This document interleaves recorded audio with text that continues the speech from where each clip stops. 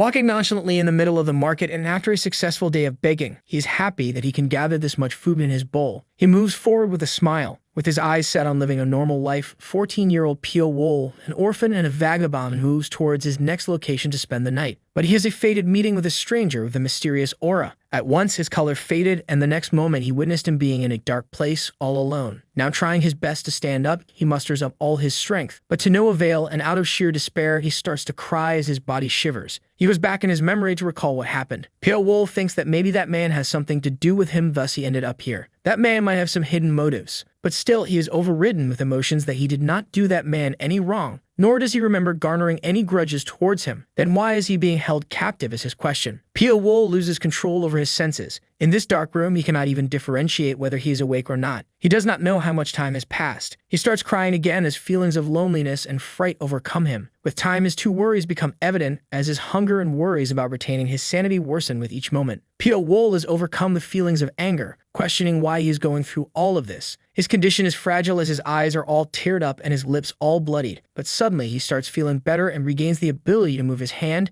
and his breathing is also getting easier. He rejoices as his senses come back to him. He gradually starts to understand his surroundings, so he deduces that he is underground. The sound of water drops reminds him of water, and that he must drink water at all costs. So he gathers all his energy into getting up, as it is a do-or-die situation right now. He starts crawling and then inches forward little by little until he eventually comes to a wall. He stops and analyzes the structure, subsequently injuring his finger in the process by sticking it into a crevice. He immediately retracts his finger, puts it in his mouth, and falls back on the ground again, losing hope. He is exhausted after his efforts are made in vain. As he is lying on the ground, a certain similar-looking person approaches him. He takes a quick glance at him, and to his surprise, he is looking at none other than his own reflection. Pio Wol is encountered by a figment that resembles. He asks Pio why he is even trying so hard to survive in this situation. All Pio Wol could do was look at him in dismay. The figment is only making a mockery of his struggles and that everything he is doing will go in vain. His situation is straight up laughable. He tries to lure Pio Wol into a false sense of peace by telling him to give up, but Pio Wol has other motives and goals in mind. He has his eyes set on surviving no matter the circumstances, and no matter how that figment intimidates him, he will definitely not die like this. His sole purpose to survive is to get revenge on everyone who made him miserable. Pio Wol wakes up from his sleep and questions whether that encounter was a dream or the start of his insanity. Full of determination, Pio gets up once more with all his strength and walks towards the wall again to analyze it for the second time. He notices that moss is growing on the wall and decides to eat them to survive. His determination to survive makes him eat it all. Once done with the wall as a support, he gets up and starts moving around to examine the surroundings, and so according to his calculations, it is roughly a 3 by 3 Jang space.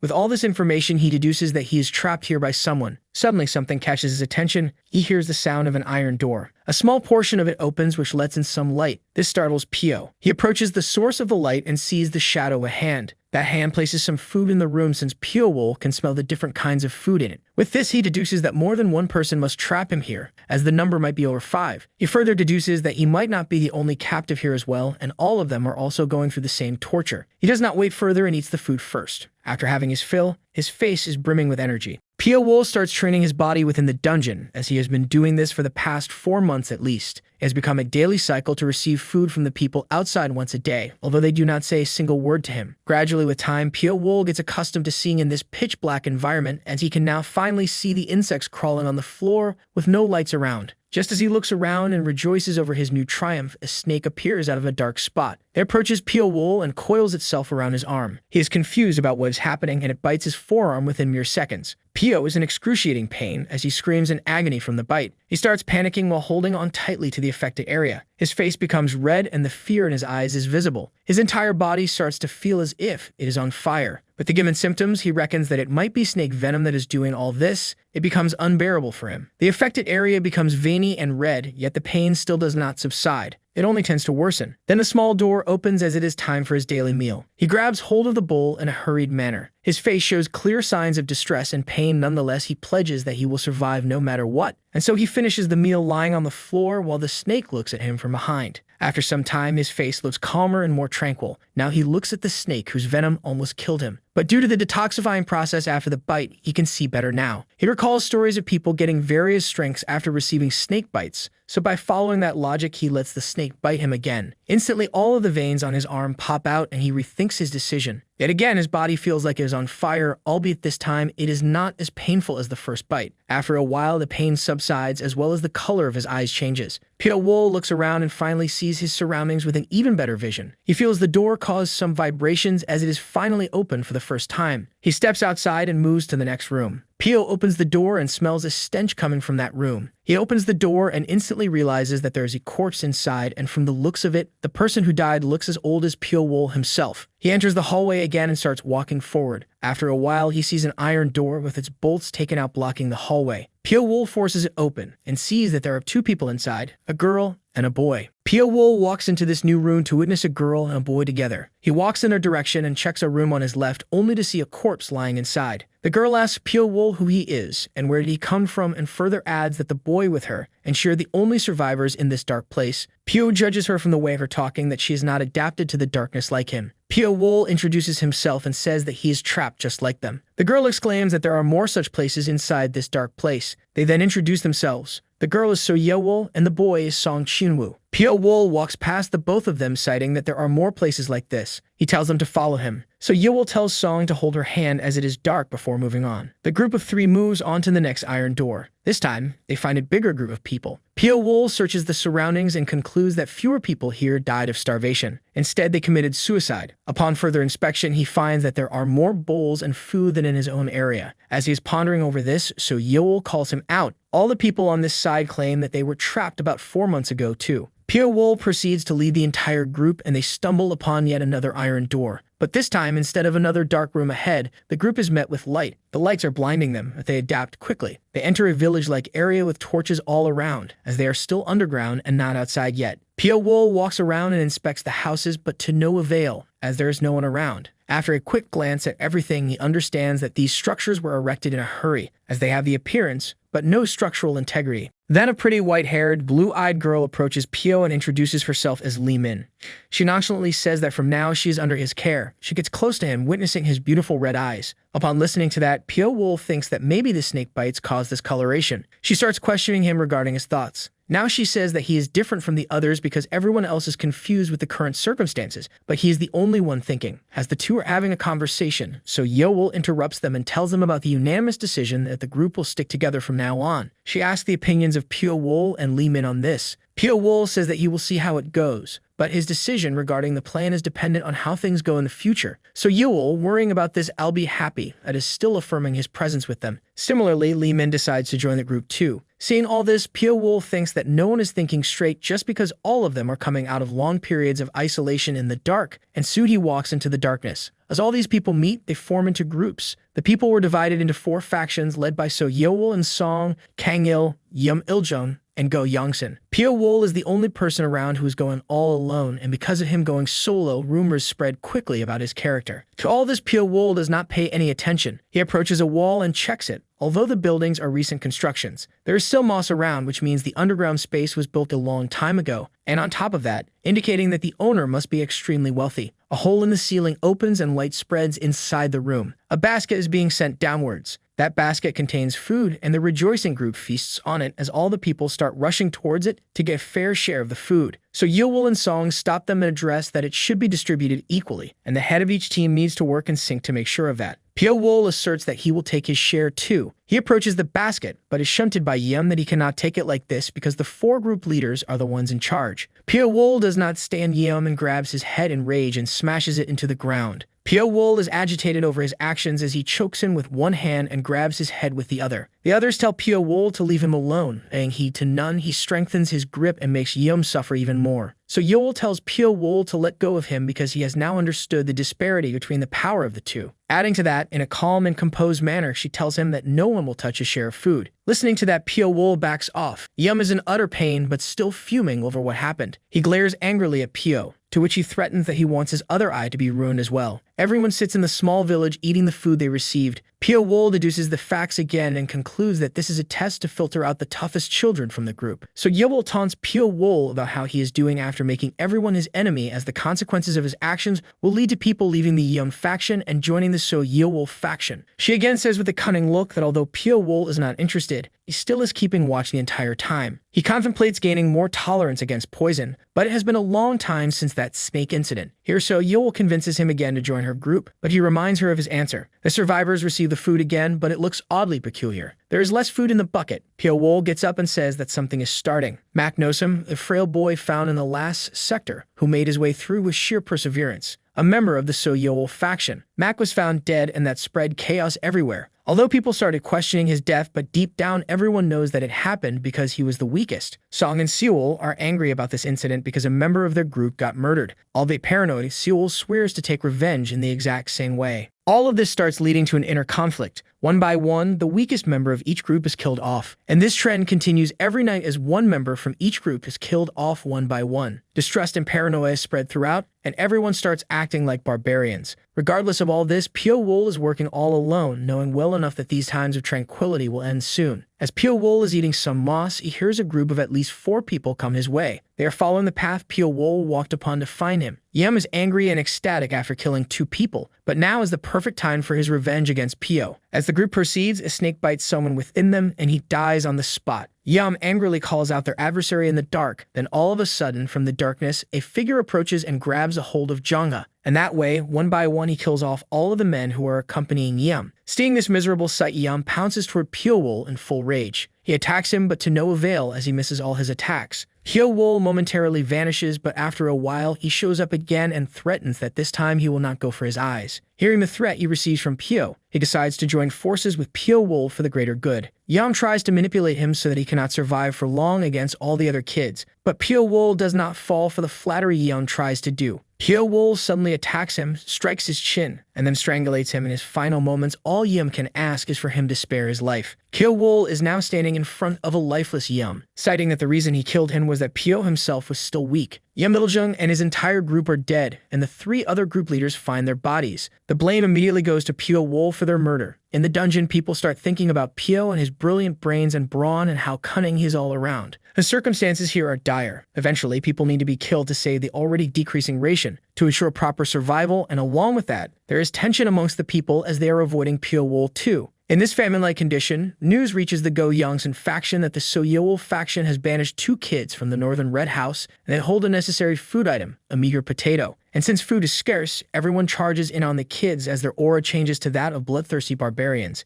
Yongsan only looks in shock. The 2 kids lure Yongsan and his men into a narrow pathway, with the girl whistling to give some kind of cue. The very next moment, people from the So Yewol faction jump out and attack the Yongsan faction. They have been trapped. Yongsan shouts that they have been trapped, but it is all too late. Suddenly, even Yongsan himself is surrounded by these people with wooden bars. Then So Yewol and Song show themselves while being optimistic that they can eradicate this entire group. Yongsan looks at the 2 with utter rage in his eyes. He glares at them for a short while and then calms down, subsequently asking her if she will be satisfied after taking the lives of everyone, to which she replies that if Yongsan takes her stead, he might as well do the same. With that, she gives her final order to kill everyone. Yongsan desperately tries to fight for his life as the rage in his eyes is prominent, but he is killed. Pio Wool is atop a building analyzing everything, and he deduces that the current incident is a battle using terrains, where one must use the buildings for strategic advantage over the other. He further extrapolates that the people who made this want the people to become customary to it to kill others, and that the huge house might be of a large clan of the Janghu. That is why barging in recklessly is not an option. The reason everyone is here is because they are tools to be raised as assassins.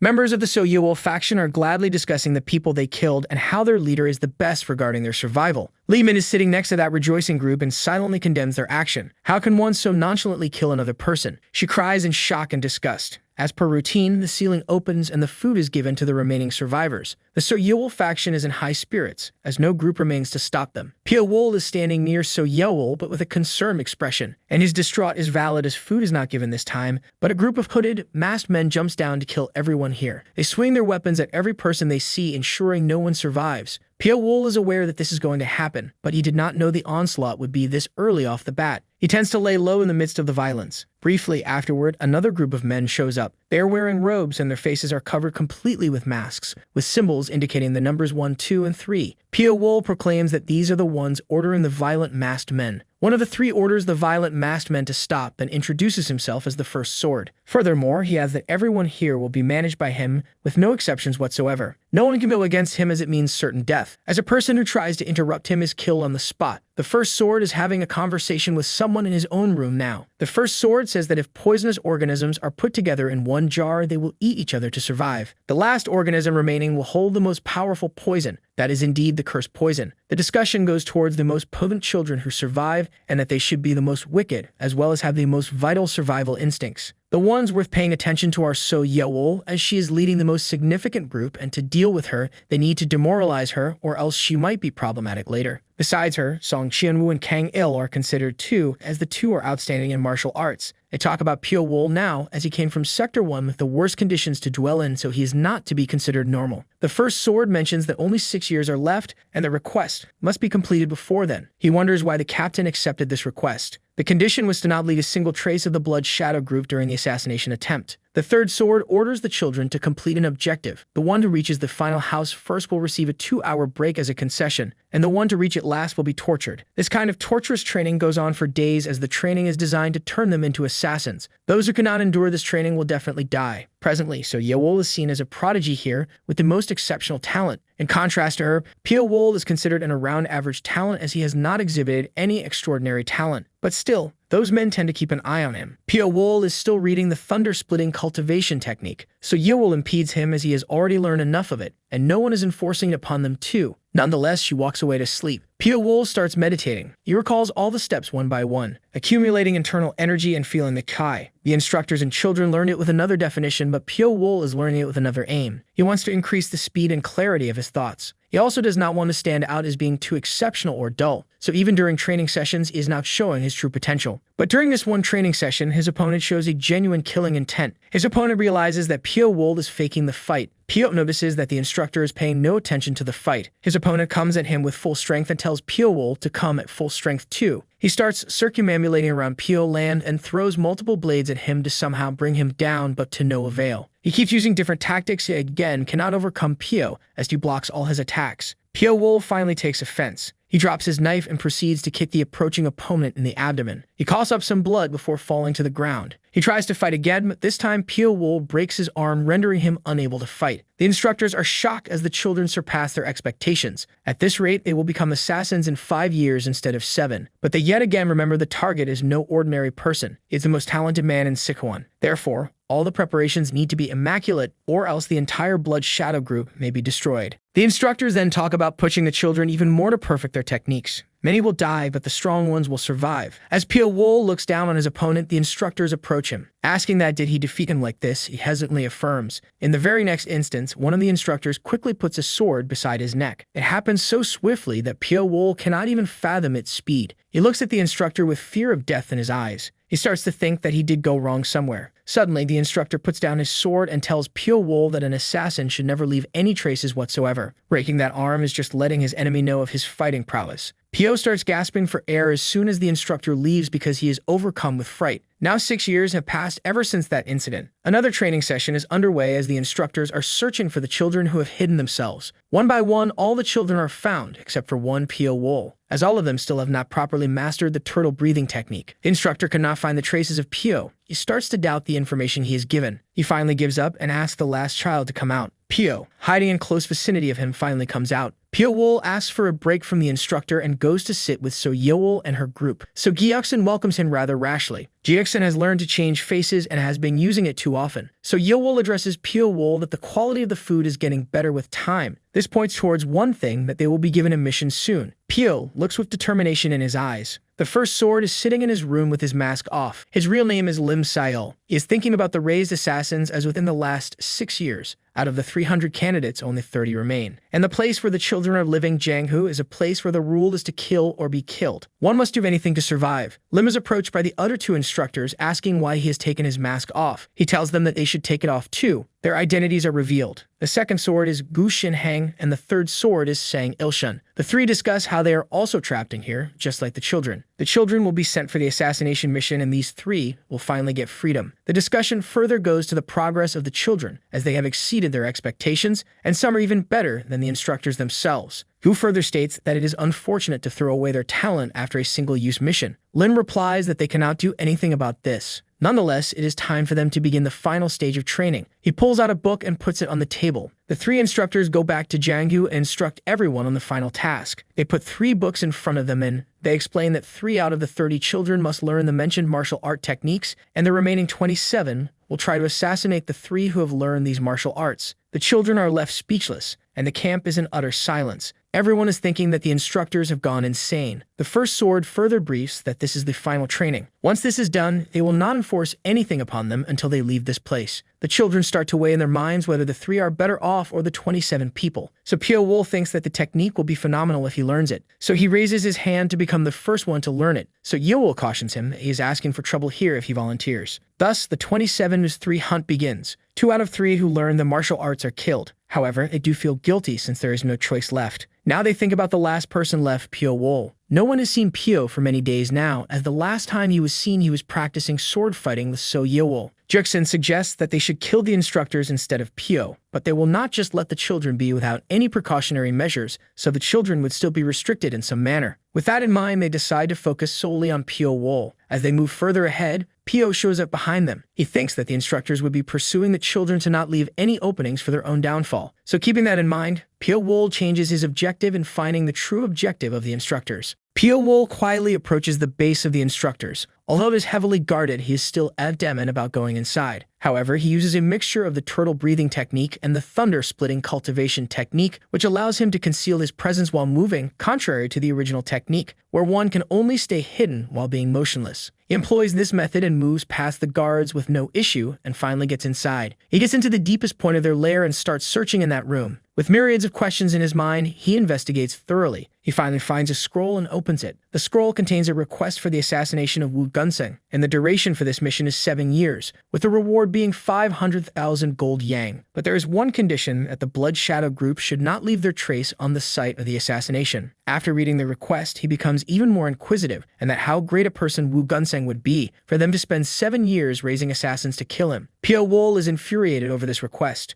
But at that very instant, he hears someone coming. It is the first sword. He slams the door open. Although Pio Wool tries to clean everything up and leave no traces, the first sword realizes that someone is there. The first sword approaches the second and third swords, and someone broke into his room. He immediately orders them to find him, as he might still be inside. The two condemn this act and then ask if he might know who it could be. As all three know that there is none better than Pio Wool in infiltration, then it must be him. Pio Wool listens to all this while hiding on the ceiling above these three. The three discuss that punishing him without evidence might lead to the children rebelling against them, so they decide to direct this said opposition against Pio. The first sword says that he will use the Hell Flute. The other 2 swords are shocked. They say that it is kept as the last resort, but they might have to use it sooner or later. So to assert dominance over all the children, and to show who their real owner is, they will use the Hell Flute. The first sword, Lim, takes off his mask and prepares himself to use the flute. He looks down at the Jianghu from atop. Simultaneously at the bottom, all the children are searching for Pio. While they are discussing his whereabouts, the Hell Flute starts playing. As they listen to its tune, they fall in agony, as if an insect is devouring their bodies. At that very moment, Pio Wool shows up, citing that the instructors have finally activated the aforementioned restriction. All the children are lying on the floor, trying to bear the pain after hearing the Hell Flute. Pio Wool notices something: that the tune of the flute is just a slight pain for him, while it is agonizing for the others. He sits beside Li Min and uses the dangerous internal energy infusion technique, and it should work on her as she has learned the thunder-splitting cultivation technique. Although her internal energy is not disrupted, she is still feeling the effects of it. Even though all the children spent these years in the same condition, he wonders what the difference between them is. He ponders if it is due to the snake poison, as he has acquired resistance against it. Furthermore, Pio Wool thinks that it is hard to activate the poisoning the sound alone,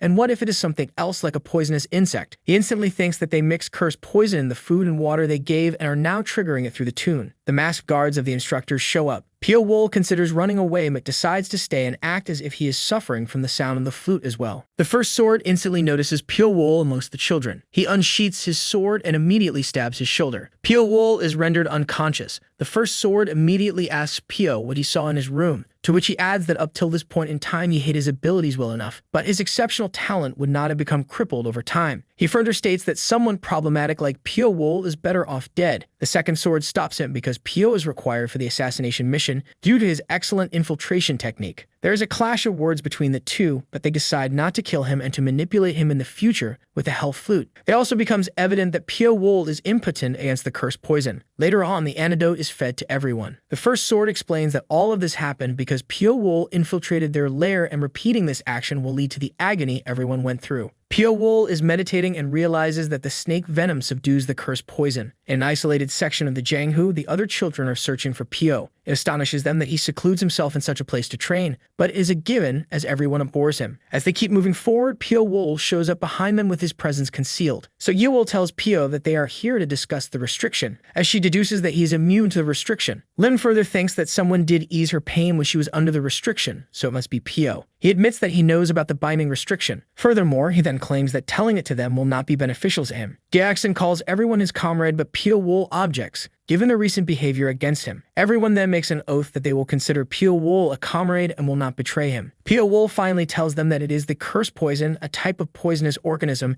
and that it is usually latent but responds to the sound waves of the hell flute. Then the poison flows into the body and attacks the internal organs. Pio Wool states that he is naturally resistant to it. Thus, everyone must figure out how to remove it. Everyone thanks Pio Wool and leaves while Li Min stays behind and tells him that her real name is Li Min Suilman, in hopes that he will remember it. Finally, the fated day comes as the first sword announces that they will leave the cave. So Yewol is given the responsibility of leading the children outside after the instructors leave. The first sword wonders how many of them will survive because their target is a prodigious martial artist. As the instructors are lifted out of their baskets, everyone rejoices. It feels surreal to the children in the Jianghu that they are finally getting freedom. Pio Wool then inquires about the cursed poison everyone has, to which So Yewol says that a few are cured now since Li Min Suilman is very knowledgeable about poisons. Now the only step left for them is to leave. With that said, the bucket descends and everyone climbs on board. Everyone starts thinking about how they spent 7 years in this hell. As the bucket nears the exit, Pio Wool quickly tears his sleeve off and blindfolds himself, telling everyone else to do the same as well. Failure in doing so will make them go blind. Everyone follows his words. The light outside is too strong as it is hurting all the children. But finally,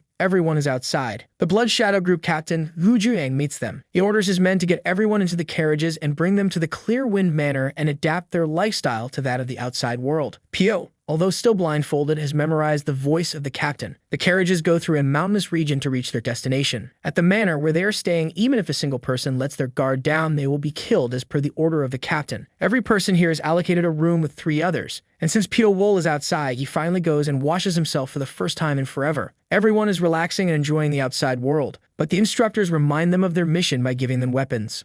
Everyone is reminded of their mission as the instructor gives them weapons, which takes away their fake sense of peace and tranquility. Meanwhile, in the Clear Breeze District Great Moon Palace, Wu Juang is having tea with Lim Sayol. He thanks Lin for his hard work and the sacrifices he has made towards the aim of this mission. Lim Sayol is successful with his assigned tasks, and with that, he is finally permitted to retire, along with the other 2 swords. Lim further states that it would be such a waste to utilize these children for a single-use mission, as they are too talented, but Gu adds that they are fated to be like this. Then Lim asks Gu if he knows who requested this assassination. Gu himself does not know, but states that there is no point in irritating a big shot who is paying them a hefty amount for this job. And for the Blood Shadow Group to come on par with the notorious 100 Wraith Union and their prowess, the completion of this request is absolutely necessary. Meanwhile, amongst the children, they are preparing to go on the mission. Pio Wool affirms to Gyeoksun that he is trembling to an extent thinking of it. Gyeoksun replies that he wants to go on the mission soon and kill someone people to take off his frustration. An order comes for everyone to come out with their weapons, as they will be secretly moving somewhere. The 4th sword leads all of them between the forests at nighttime. He is impressed as his senior swords have raised the children well because they do not lack physical prowess. He stops everyone at the cliff's edge and orders them to hide. He then explains the objective to them. They have to climb a mountain and infiltrate a manor similar to their current residence,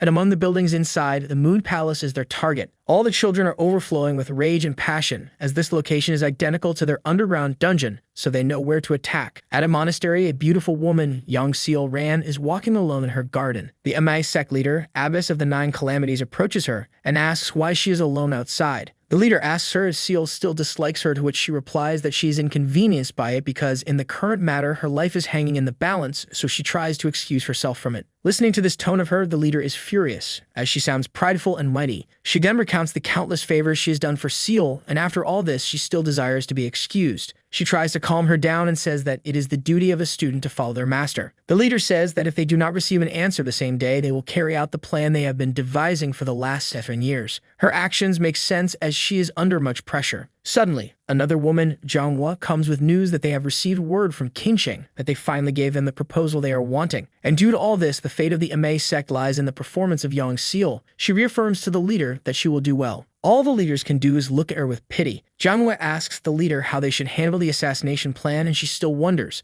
At the side Pio, he is resting for a short while, but then he gets a bad feeling that something is wrong. One of the assassins in his group is struck with a spear. All Pio Wool can do is look at him in astonishment. The targeted assassin, who is hiding under the ground, is brought out of it with brute strength by one of the enemies, Yu Jinuk, as it becomes evident that the assassins are hiding in this place. Yu Jin addresses his soldiers to find and kill all the enemies who are invading the Qingqing sect. The assassins realize that they are at a disadvantage, so they decide to retreat as the Qingqing sect soldiers are impaling the soil to find the assassins. They blast through one of the holes and decide to regroup after leaving enemy territory. The Qingqing soldiers look at them in rage and begin to pursue them. And then all of a sudden Yu Jin throws a spear with all his might and it impales one of the assassins in midair. Similarly, he kills 3 more assassins by shooting these projectiles. The last one remaining is Pio Wool himself. Yu Jin aims for Pio Wool as well. It is a close call, but he deflects the spear by kicking it away. In that very instant, he steadies himself and kicks the spear back in their direction as everyone is analyzing the thing that passed them. Pio Wool begins his onslaught. One by one, he kills all the soldiers with only Yu Jin remaining. Simultaneously, the spear approaches Yu Jin and grazes his face. Pio Wool knows that the situation is dire and it will be hard to take everyone head-on all at once, so he decides to retreat. Yu Jin tries to go in his direction but sees an injured assassin clinging to life, but he kills him, citing that the group invaded the Qingqing sect. Pio Wool is still running towards safety. He has a plethora of questions in his mind regarding the current incident, but he deduces that someone has given their information to the enemy. He also does not see the 4th sword and his henchmen as they retreated before the ambush. The most probable answer to all this is that they want to destroy the evidence of everything. Thus, the assassins are massacred. Suddenly, the army shoots a storm of arrows at Pio. Some arrows hit Pio Wool in the chest, but the questions still do not leave his mind. Nonetheless, he comes to the conclusion that the Blood Shadow group has abandoned them, so in that case, he decides to survive on his own. As the army spots him after killing some of their men, he jumps into the river to escape. Upon reaching the shore, he starts following some instructions etched into the nearby rocks.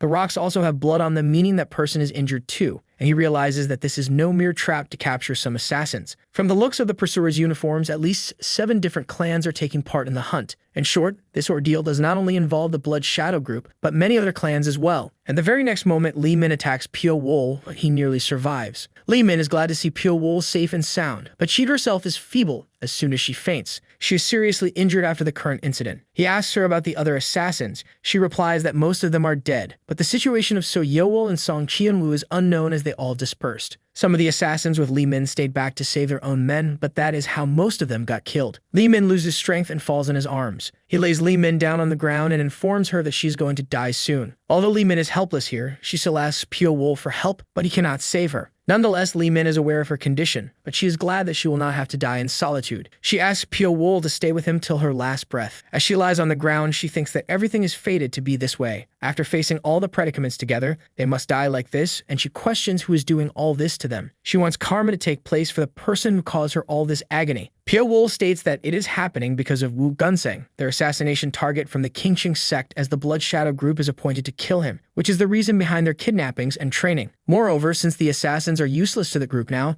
they are now trying to eradicate the children from their own plan. Pio Wool pledges that he will find out who did all this and take his revenge against them. Li Min only expresses her wish for Pio Wool to survive. Li Min requests for him to say her real name once, Li Suolman, which Pio Wool obliges him to do. She thanks him but dies the very next second. Pio Wool is overcome with rage as he promises to eradicate whoever did this. Back at the Clear Breeze District Great Moon Palace, the 4th Sword and Gu Juming are having a conversation that since the trap set is inescapable, none of the assassins can survive it. Gu Juming admits that it truly is a waste to let them all die in vain, and that they are pawns from the beginning, but to throw them away without using them is a waste. The 4th Sword is still in confusion that all the assassins are targeted and not the manor itself. Gu Juming says that it makes sense, but they cannot find this place whatsoever. The fourth sword asks him about the identity of the requester, but Gu Juryang does not tell him because it is better to prevent the secret of the requester from getting out. Suddenly, the fourth sword realizes that the message Gu Juryang is holding contains tracking incense, and the very next moment, enemies ambush them. They are here to eradicate all the assassins. Gu Juryang decides to attack them since they are here to attack him. He unleashes his attack on them and decapitates all the attackers. Shortly afterward, another attack is hurled at them from the outside, and a huge energy blast is shot at them. Life-ending toxic heart dongua of the Imei sect shows up, and then Gu Juryang realizes that the requester is indeed the Imei sect itself. Gu Juryang has regrets over his past choices, as they caused such a disaster for the group. Nonetheless, he proclaims that even if he dies, he will not die alone. With that said, he charges straight into Dongua. Gu Juryang charges the full power towards Dongua. While seeing his battle prowess, she determines that such a group cannot be left alone,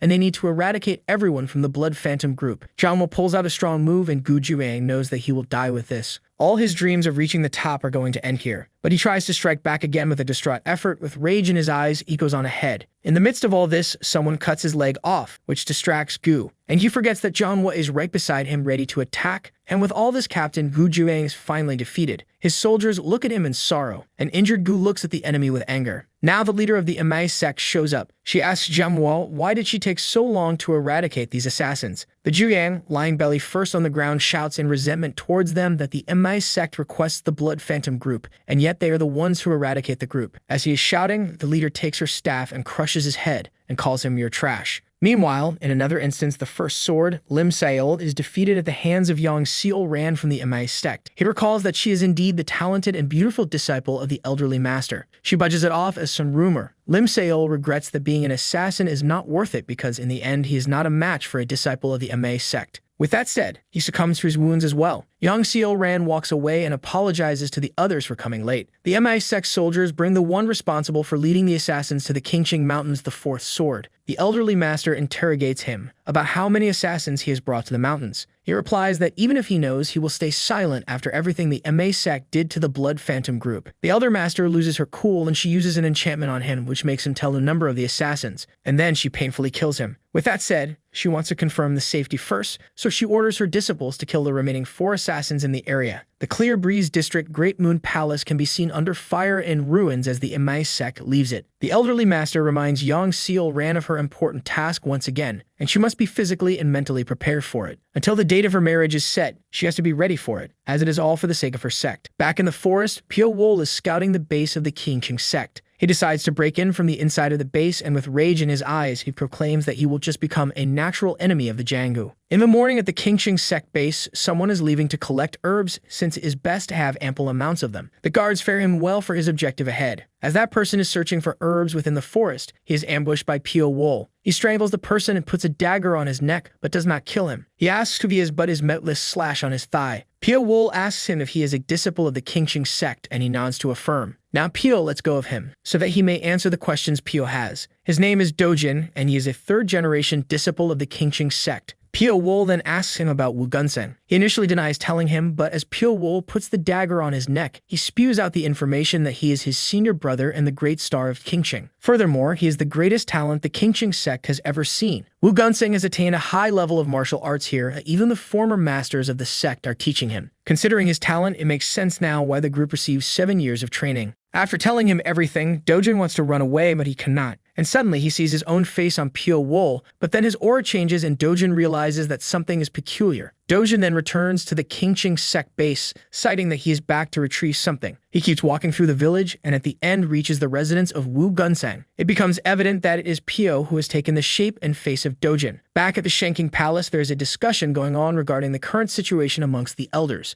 The Qingqing sect leader, Saint of Martial Spirit, is leading the meeting. The discussion is going on about the tracking and eradication of the assassins. Saint of Martial asks the second in command, Wu Jinpiang, that who the perpetrator might be. He claims that he does not know. Hence, his disciples are gathering the information. The greatest sword of Qingqing, Saint of Martial Path, exclaims that they must not let something like this happen ever again, to which Jinpiang tells them not to worry. The point shifts towards the notoriety of the clan as back in history, they refrained from taking part in the War of Demons and Heavens. The Shaolin Temple, Wudang sect, and MANHUA sect achieved glory after the war, but the Qingqing and Imei sect ended up receiving the name of 4 heavenly kings. So to catch up with the other glorified clans, they must fight off all adversaries and rest assured they will catch up with the others in 10 years. The conversation then shifts shifts to Wu Gunseng, who has secluded himself from the world to focus on his training with the aim of atonement. In the meeting, Wu Jinpiang apologizes for not raising his son properly, but everyone assures him that it is all right for a boy his age, so he can make sure that Wu pulls himself together. All this still cannot neglect the factor that Wu Gunseng is talented, and if nurtured correctly, he will be on par with the successors of the three great powers.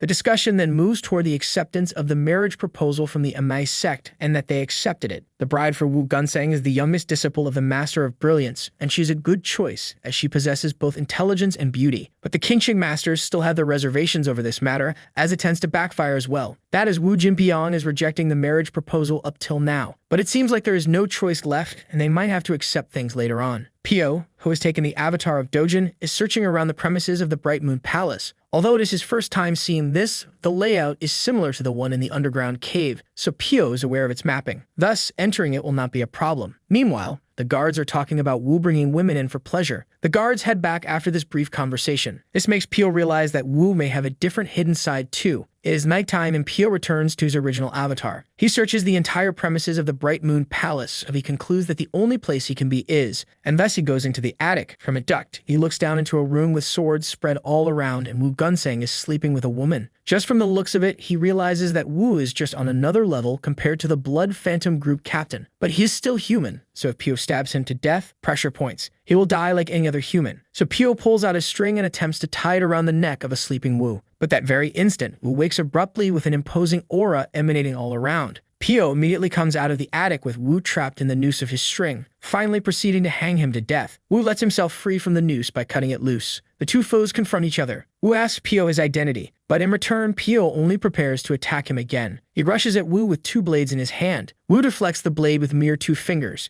Pio is awestruck by this defense of his, but at that very moment he pushes Pio back with a single strike. He follows in for the second attack, this time with a massive blazing sword. And yet again Pio can only defend against him as Wu is just too strong. Pio needs to get out of this quickly. Pio throws a dagger at his eye, but he stops that too with just 2 fingers. Wu praises his tricks and then asks him who sent him. He assumes that the father of a specific woman sent him, with which he begins his next strike. Wu recalls his younger days and how he's a prodigy from the start, and due to this learning martial arts has not always been fun for him. And because of the boredom that ensued caused him to take an interest in women. He began sleeping with many women, and he regrets that decision while being fully aware of it. And because of that one specific woman who committed suicide, he has to train for a year in isolation. So he asked Pio that did the father of that specific woman send him here to take revenge for her. Pio has no idea who Wu is talking about. His energy levels start to increase again as if he is swathing myriads of blades. His aura is overwhelming here as Pio only endures in despair. Wu stops and glares at Pio, and then rushes with full force. He attacks and all Pio does is defend. He makes more successive attacks, but Pio yet again dodges all of them. Now Pio sees an opening and finally lands a blow on Wu by kicking him in the jaw. Wu deems this trick of his annoying. Using his supernatural powers, Wu throws away his daggers and finally prepares to kill Pio. He dodges again and runs towards his dagger that is lying on the ground in the distance and throws it at Wu. Out of sheer anguish, Pio throws the swords embedded around him toward Wu too. But all of this is ineffective. But he has no choice except to attack, so he keeps the onslaught going, but nothing phases Wu Gunseng. Wu finally activates the Qingqing secret technique 72 sword waves and unleashes it on a helpless Pio, who tries to save himself by using the woman Wu was sleeping with as a shield. Wu separates the woman from him by using this technique and approaches to deal with the finishing blow. But at that instant, Pio remembers the martial arts technique he learned as the final task in the cave. Pio blocks his attack and for once is standing shoulder to shoulder against Wu. Wu begins another onslaught of successive attacks, but Pio utilizes the swift mind technique to dodge everything, and now he finds an opening. He takes his sword and impales Wu Gunseng after this hard-fought battle. News spreads in the village that Wu Gunseng is dead. All the elders reach the site of the crime and his corpse is covered with a sheet. His demise saddens everyone. Wu Jinpiang is throwing a tantrum over his dead body. The 2 elders decide to kill the woman who was sleeping as her bloodline's inferior to his, so that they can protect his as well as their own honor. Saint of Martial Path proclaims that things have already started and the death of Wu is bringing dishonor to the sect, but is better to find the perpetrator than sit idle over his death, as someone might be the beneficiary of all this. After some time, some more members of the sect barge to stop the unjust killing of the woman sleeping with Wu Gunseng. Life itself is more important than honor, and that too of a person from their own main sect. The Saint of Martial Path goes ahead and informs that if the current trend is followed, the Qingqing sect, instead of catching up with the Shaolin or Wudang sects, will be reduced to a minor sect. All of a sudden, Wu Jinpiang stands up with rage in his eyes and moves towards that girl. and with a spiteful hatred blames her for his death as she did not protect Wu Gunseng. With that said, he kills the girl. The saint of martial spirit reminds him of the murder ruling, but Jinpyeon has no other choice as his son. The hope for the entire sect is now dead. And as a father, he cannot just let his honor be trampled upon like that. He is prepared to receive any punishment from the saint for the murder of the woman. Back at the MA sect base, everyone is dumbfounded by this news as they did try to eradicate the assassins, but still, they managed to find a way and kill Wu Gunseng. The MA sect leader is fuming as the marriage proposal holds no value now since the groom is dead. So her plan to take over the Qingqing sect is ruined. They cannot spare the assassin at any cost, so the leader orders her disciples to take the required men and go to the Qingqing base for their aid since they have requested it. Even Yang Seol-ran is feeling sorrow as her husband is dead. Meanwhile, in a nearby field, a farmer is going back to his village after completing his work in the field. Some guards stop him on his way. They interrogate him about an assassin who committed an unforgivable crime, so he needs to clarify his identity to be safe. He proclaims that he is a farmer who gets done with the harvest early. They let him pass, however, in the very next moment, someone notices that his sickle is clean after working. Pyo Wol is busted under this new avatar as the soldiers now rush toward him. A smoke signal is fired to inform the others. Now Pyo has no choice but to fight. Pyo Wol is confronting these soldiers all alone as they have seen through his gimmick of being a farmer. They have realized that he is indeed the assassin who killed Wu Gunseng. Ultimately, all the soldiers fall weak against Pyo as he is now interrogating their commander, and he tells him about the elderly master of brilliance of the Ma sect, adding that she gave orders to all her disciples to capture the assassin as everyone is ordered to help the Qingqing sect. He further explains that this solidarity is new in their current relationship because they have always been fighting since the beginning. The person held by Pyo aims to stall some time until reinforcements come. Pyo Wol concludes that the Master of Brilliance knows Wu Gunseng, feels inferior towards him,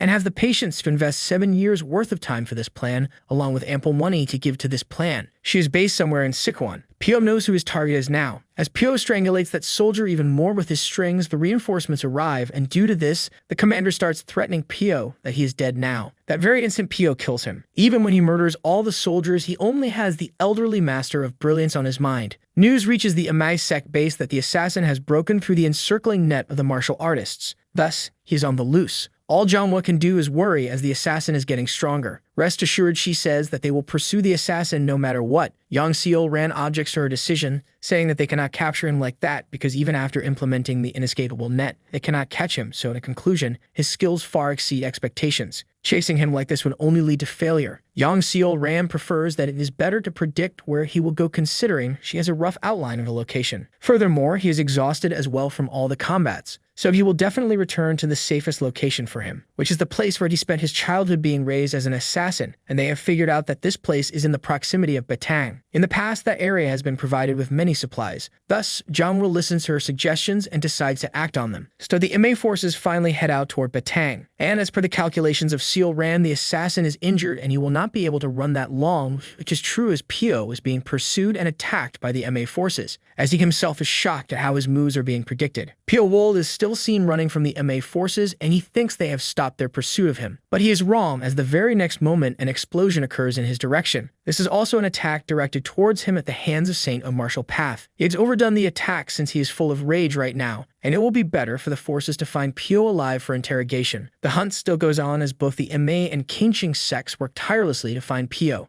Janhwa makes it rain lightning in the same direction as the previous attack of Saint of Martial Path. She is filled with spiteful anger, as she can never forgive him and needs everyone to search for him. The Allied forces finally find the entrance to the basement they have been searching for, and they speculate that Pyo Wol is hiding inside. The Saint orders his men to climb down the ropes to catch Pyo inside. Janhwa also orders her men to do the same as the Qingqing sect. One by one, all of the soldiers descend into the underground area. Upon further inspection of the underground area, they find out that the structures there are a replica of the real buildings of the Qingqing sect. Therefore, to maintain all these structures financially, an external power might as well have helped and protected them for the preparation here. The soldiers decide to find the people behind making this place too, but with a confident laugh, the Saint of Martial Path reminds them that finding the assassin holds priority. Janhwa takes the disciples of the main sect to search in another area. The Saint orders her to bring the assassin back alive no matter what condition he is in because he will be infuriated if the person who made a mockery of the Qingqing sect dies, as he wants to punish him in the right manner. She affirms and tells him not to worry, then departs to the other area. Janhwa needs to find Pyo for the Qingqing sect,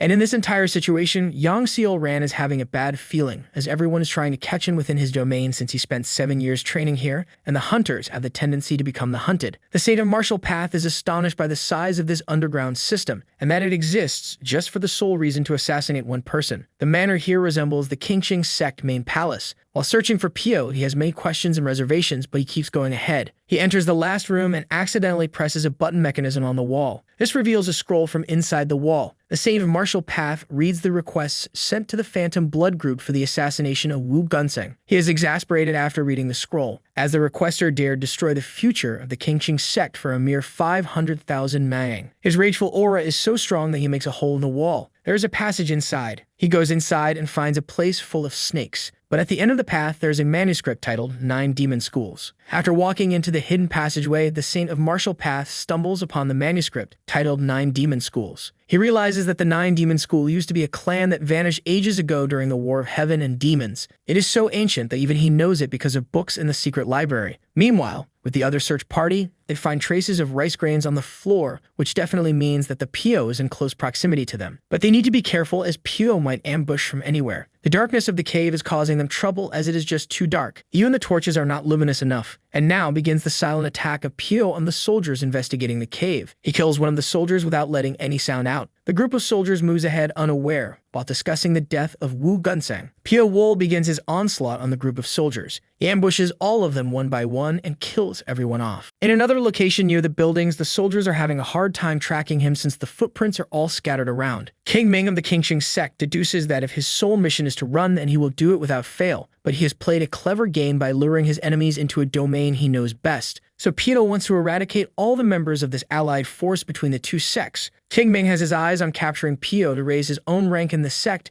and he is passionate about it. So King Ming ordered everyone to move around in pairs and constantly always alert each other about their location, as their enemy can attack at the slightest opening, so be prepared. Unluckily, King steps on a switch on the ground which releases a trap, and arrows are stormed at everyone within the range of the trap. A few are injured, but the rest are fine. Suddenly, another trap activates, and all the soldiers brace themselves for the next thing coming at them. During all this, Pio Wool looks at them from atop a cliff. The Saint of the Martial Path starts reading the manuscript of the 9 demon schools, which mentions snakes, poisons, and sorcery. The snakes mentioned are collected for research by the 9 demon schools themselves. This leads to the conclusion that the cave is the base of the demon school and that assassins use this cave for their own motives later on. Towards the side led by Jianghua, the squads keep falling one by one. Due to this, her soldiers are going through extreme sorrow and fright. They cannot do anything but cry in despair. Jianghua shows up and consoles her disciples that it will all be fine. Even though they cannot see him, they need to calm down and not panic over this ordeal. She orders them to stick together and not falter. Pio analyzes their stance and proceeds to attack this group. He decides to finish it quickly, but Jianghua is a skilled fighter. Her eyes catch up to the speed of a shrouded and high-velocity Pio coming her way. With that, she strikes at him with her mace, and Pio prepares to attack with his technique. Both the techniques clash for a while, and Jianghua manages to get in some damage on Pio, but he still finds an opening and blasts her away with his remaining 2 fingers. He commends her for blocking the attack. Out of the blue, Yang Seol-ran shows up and stabs Pio in the abdomen. She asks him to surrender, but he denies it, and he once again tries to attack by covering up Yang Seol-ran with his strings. Pio gets up to remove the arrow protruding out of him. Then he has a conversation with Yang Seol-ran that there is no point in talking if they are not freeing anyone. Pio goes and further makes this claim in rage that the abyss of the 9 calamities is connected to everything happening around them, hence making her a true demon. Jianghua instantly cuts their conversation and, in a barbaric tone, tells Yang Seol-ran to kill Pio. So she steps ahead to avenge her fiancé Wu Gunseng. Yang begins her enchantment, and Pio knows that he is walking towards death if he takes it head-on. As he retreats, another fire blast comes his way, wiping him off his feet. He is smashed into the wall. The Saint of Martial Path breaks through the walls and walks toward Pio. Seeing that Pio is still alive, Jianghua proceeds to kill him off, but the Saint stops her, citing that he will take care of the matter himself. He approaches Pio and asks if he is the culprit behind the murder of Wu Gunseng. He asks him his motive and says that although he is an assassin, you should know the difference between right and wrong. Then he explains that he was kidnapped as a child and brought here, which makes him void of such contrasting decision-making. And he also makes it evident that he will not mend his ways. The Saint then brings out the letter of requests and asks Pio the requester's identity. Pio asks in a malevolent manner that maybe the saint is thinking of the same person too as the culprit. King Ming and his men approach the saint, although fewer than last time in numbers. The saint gets up and tells Pio that his swift death will be too extravagant for him. So he grabs Pio by the leg and drags him across the floor, addressing that he will make him experience an agony worse than hell itself. Pio is carried on the floor with a malicious smile on his face. Then he asks himself that if this is his atonement, then who is going to return those 7 years that are wasted in all of this? The Saint of Martial Path drags an injured Pio Wool to the secret passageway he earlier showed up at. The surroundings of the passage are filled to the brim with venomous snakes. He asks Pio again about the identity of the requester, but all he offers is a maleficent smirk. The saint only looks at Pio with disdain as he says that Pio is a lost cause and so his death here is inevitable. Thus, the saint throws him into a pit full of snakes. He orders his men to leave the cave and destroy it quickly. Meanwhile, Pio is atop a sea of snakes, all bruised and battered. The snakes start biting on various parts of his body. His eyes completely turn red, and he mocks his attackers that he will not die here due to some mere snake bites. His face turns beastly. Steam comes out of his mouth as his body swells up and becomes veiny. All of a sudden, he grabs his snake and eats it up. Over time, Pio does something unimaginable. He eats up all the snakes in the cavern. Not even one is left. Now his looks are completely different. His hair is all grown white, his nails are big, his skin turned pale, and his body turns slender. After some time in Beijing in a certain venue, a man goes flying as he disturbs a rather evolved form of Pio. Pale, taller, and slender in contrast to his initial looks. More martial artists come to check on the incident because for them Pio is messing with the fighters of Cheongakwan of Beitang. He shuns their argument off and uses the technique of soul-restraint death to demobilize the two martial artists going against him. The woman accompanying them only looks in shock at what just happened, as this is happening for the first time here, plus is a completely abnormal incident. So the woman apologizes for the disturbance caused and asks for forgiveness. He tells her that he does not want any disturbance for 3 days. She asks his name and he answers Pio Wool. Is walking out of the inn, and that woman hands him lunch for his journey. He takes it and departs for his destination. The woman asks her worker about his identity. She proclaims that he is just another random guest, but she corrects her and says that he is indeed a god of death. As the rain pours down, Pio Wool sits on the windowsill and stares aimlessly outside. After a short while sitting, he starts to think that the world indeed is a nice place.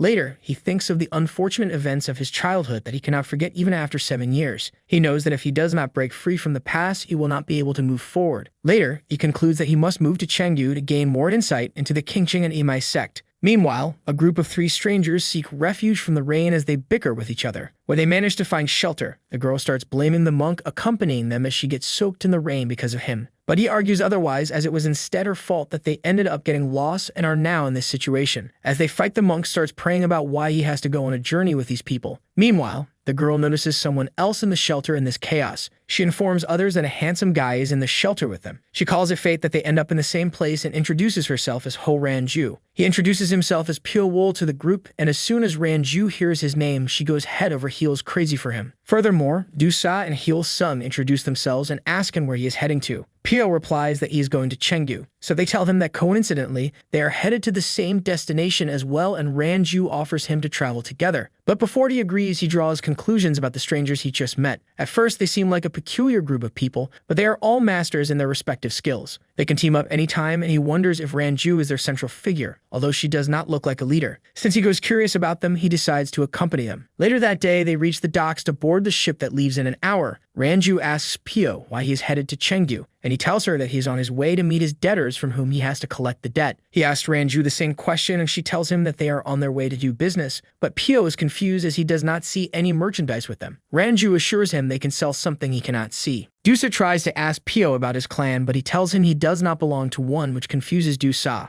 After the ship sails, Pio sits in a corner and starts staring at the ocean, but Ranju interrupts and keeps asking him questions. From afar, Dusa and Heel's son wonder if they should let them stay together alone for long, as Ranju seems to be swayed by the beauty of Pio. But Dusa thinks otherwise and tells Heel's son that she always calculates her moves since she is the almighty blood spider. Furthermore, he tells Heel's son that he finds Pio suspicious, but they get interrupted by a scream. He informs people that a pirate ship is approaching them and they need to gear up to protect themselves, and everyone starts to panic as they hear the news. Dusa takes this opportunity and asks the man if he needs help, but the man gets confused. Dusa and Heel's son swing in the air and charge at the pirates that are trying to invade their ship, and after a while, they manage to take down every one of the pirates. The man stands there in shock, unable to process the event that unfolded just now. Dusa wraps his arm around his shoulders and tells him that the fee for all this is 500 silver nyangs. Once Hail-sung manages to take care of the pirates, Dusa appreciates him, but he does not take the compliment well and asks him to tell Ranju to do this stuff next time. Dusa tells him that she wouldn't listen to him and would only curse him if he ordered her to do this. After mentioning her, they wonder where she has been and notice her in a corner, with Pito all clingy and cute. Dusa starts to get worried about the guy as to what if he fell for her tricks, but soon realizes that only average men get swayed by her tricks, and since Pio is not a normal man, he will not be swayed that easily. He notices his deep red eyes, and he knows that these eyes belong to someone who has endured hardships in his life. Meanwhile, Ranju gets upset with Pio because he is not giving her the attention she needs because she is pretty, but Pio responds that he avoids poisonous flowers even when they are pretty. This somehow manages to lift up her mood, but Pio has concerns about something else. The only reason these men come forward and show their service in public is to get acknowledged. Pio wonders if Chengdu has conflicts and how Ame and Kingching sects would tolerate these conflicts in Chengdu, and he starts to get worried about the situation in Chengdu. After a while, they reach their destination and start to onboard the ship. The group stops at a nearby village to get supplies and tells Pio that they will arrive tomorrow at Chengdu and ask them if he has other plans. Pio tells them that he will stay for a day in the village as he has some things to take care of and tells them that he will meet them a day later in Chengdu. Ranju tries to ask him about his work here, but he denies her requests. Soon, they bid farewell to each other and go their separate ways. Afterward, Pio arrives at an inn where everyone starts staring at him. The owner asks Pio if he wants accommodation or a meal, and Pio orders both, but first food. His food gets served and he starts eating it when suddenly there is a loud thud on his table. It's a guy named Jang Wulak who asks Pio whether he is a man or a female, since everyone is confused about his orientation, and he has bet 2 mangs with his friends that he is a female. Pio apologizes for his loss as he is about to lose his money, but Jang asks him to prove his orientation by taking his clothes off. This pisses Pio off, and he flicks a finger in his eyes so hard that he gets knocked off the table. Everyone stands there in shock as he makes him lose his sight with just a flick. Pio tells him that it serves him right as they are already useless if they don't know what's in front of them. He takes out his stick and stabs it in his other eye. Later, he stabs him multiple times in his face and body and kills him. Later, he faces the crowd and tells them that they should take responsibility for their action. Ho Ranju, Du Sa, and Hail Sung make it to the city of Chengdu. They realize that the ambience here is rather brutal. Half the people roaming around are carrying weapons, and all this definitely counts as a benefit for them in the long run. After walking some distance, they come to a building where the group meets the Black Cloud Corps Captain, Jang Meriang. They pay him their salutations. The group sits together and starts their discussion, as most of the discussion is money-oriented. Then Dusa asks if they are going to interfere in this kind of matter, considering it is delicate. Although they do not know the reason, but there have been many skirmishes and all-out wars between the sects of Kingcheng and Ame, and this conflict is the reason that caused a split in all the Jianghu and Sichuan. Furthermore, another massive fight is to be expected soon. Ranju thinks about the reasons, but Jang reminds her that it is unimportant for them to think of unnecessary details. Meanwhile, at the inn where Pio Wol is staying, he starts collecting intel on the internal affairs of Sichuan to be more aware of the sectarian conflict. The owner of the inn guides him to visit the Fire Dragon Rune on Workshop Street. It is the sect created through the companionship of many artisans of Sichuan. His answers might be answered at that place if he buys a weapon from them first. Pio reaches the venue, and there is a little fray going on between 2 workers there. He asks about the man who got beaten right now. The other man proclaims that he is from the Tang clan, but his fault lies in trying to use the hammer without permission. He further explains that the Tang clan fell into disaster because they have been standing on the side of the demon cult for ages. Their history and glory were then destroyed by someone titled Strongest in History, and due to him the clan declined and is in its current destroyed state. The Sichuan sects to see this clan as a traitor that betrayed the Sichuan Jianghu. That is why no workshops let Tang clan descendants learn their secret techniques, as they fear the repetition of history here. The man addresses that this punishment is fitting for their wicked acts of the past. Pio then shows interest in buying a flying sword. The shopkeeper takes him to the back of the shop. He also tells him that due to the chaotic situation in Sichuan, the orders have doubled. All the workshops are occupied with making orders. The Tang clan descendant, Soku, is being bullied outside the shop for just using the hammer. The rage and hatred in his eyes are prominent against the bullies. Pio approaches and exclaims that humans truly are worse than beasts. He adds that if Sokyu does not stand up for himself, he will live a lowly life. So he approaches and asks him what kind of life he wants. And that's how the first part of this manhwa ends. Well guys, if you like this video and you want a second part, comment below with the word part 2. Also subscribe to the channel, hit the bell, and like the video. But most important, leave a comment. Until the next video,